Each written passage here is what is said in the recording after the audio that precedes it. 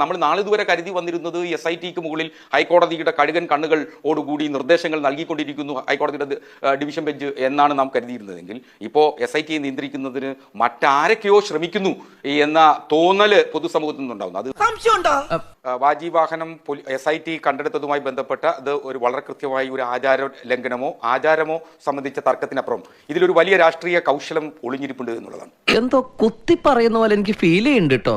SIT വളരെ കൃത്യമായി പോയി നടത്തിയ ഒരു അന്വേഷണത്തിന്റെയും സെർച്ചിന്റെയും ഭാഗമായി ആ സെർച്ചിൽ നിന്ന് കണ്ടെടുക്കുന്ന വാജീവാഹനം മാത്രം കോടതിയിൽ ഹാജരാക്കുന്നു. ഒരുപക്ഷെ ശബരിമലയിൽ ഈ കാലയളവിൽ അദ്ദേഹം തന്ത്രിസ്ഥാനത്ത് വരുന്നതിന് ശേഷം എത്രയൊക്കെയോ പുനഃപ്രതിഷ്ഠകളും നിർമ്മാണ പ്രവൃത്തികളും അദ്ദേഹത്തിന് ഇപ്പോൾ ആചാരപരമായി ഇപ്പോൾ ശ്രീജിത്ത് അവകാശപ്പെടുന്നത് പോലെ ആചാരപരമായി അദ്ദേഹത്തിന് ലഭിച്ചിട്ടുള്ള നിരവധി വസ്തുവകൾ ശബരിമലയുടേതായി അദ്ദേഹത്തിന്റെ കൈവശം ഉണ്ടാവണമല്ലോ. അപ്പൊ അതൊന്നും കണ്ടെടുക്കാതെ ഇതുമാത്രം എത്തിക്കുക എന്ന് പറയുന്നത് വലിയ ഒരു രാഷ്ട്രീയ ലക്ഷ്യത്തോടു കൂടി തന്നെയാണ് എന്നുള്ളത്.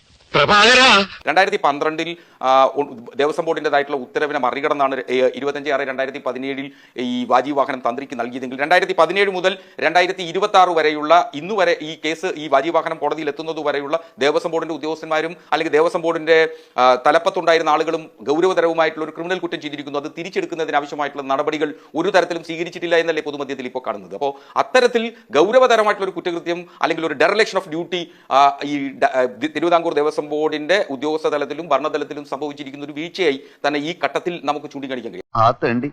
RDPയുടെ തൊലി ഇരിക്കുകയാണ് ഉത്തമ. സഹിക്കുക അല്ലാതെ എന്ത് ചെയ്യാം.